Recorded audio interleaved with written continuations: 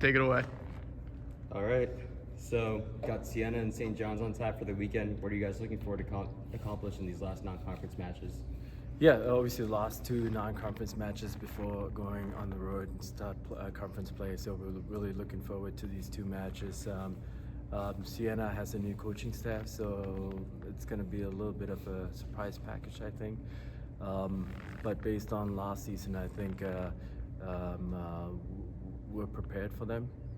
We certainly broke them down.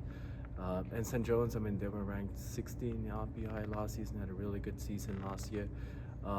The head coach is actually an alum who went to Syracuse and has been at St. John's for a long time.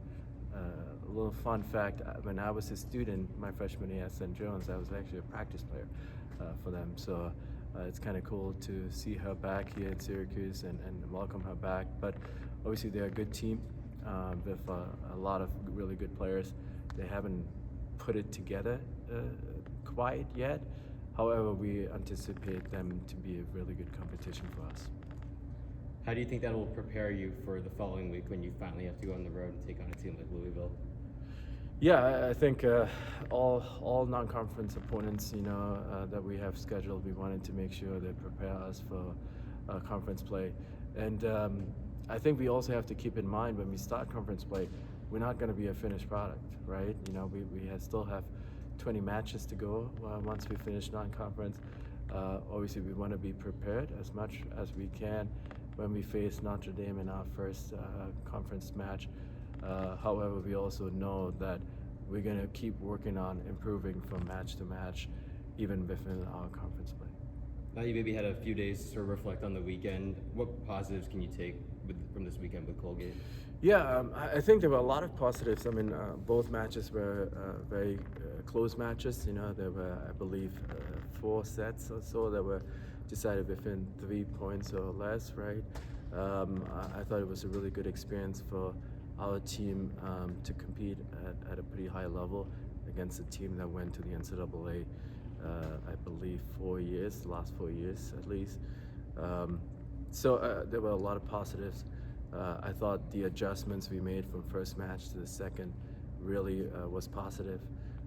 So we're looking optimistic moving forward, but just because we lost those 2 matches doesn't mean it was all negative.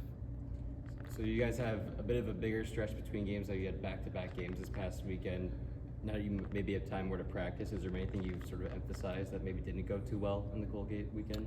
Yeah, well, we took a little bit of a rest. I felt like we were going quite a bit here, 3 weekends in a row. And we wanted to give the players a little bit of a break mentally and physically. But we focused on serving, today. We focused on out-of-system play quite a bit.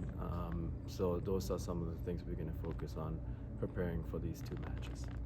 So ahead of the third set in the second Colgate game, you made a lot of switches. Is that something you intend to do sort of when you're in 2-0 holes? Do you want to give a new look? Is that something we can expect throughout the year?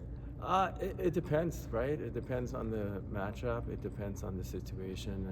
It depends on the performance of the individual player on that given day. I think it's something we're going to decide case by case. Yeah. You've kept a lot of the same players in the game as well for majority of the sets, specifically Gabby. I feel like I can't really recall a time where you've taken her out. What do you think that really says about her stamina, staying on the floor for every point? Yeah, I mean, there are certain positions and certain players that they're going to be consistently in that lineup because we need somewhat of a stability, right? Foundation that we can always fall back onto, and Gabby certainly is one of those rare players. Just because she does so much for the team, even if she has matches where she doesn't produce high numbers, she does a lot that does not get reflected in the stat sheet. That's very important for the team. So she helps the team to have a stability, have a stable base. So that's one of the reasons she's so important for the team. Blew 2 more. You got them? All right, then we're all set. Thanks, Coach. All right, okay.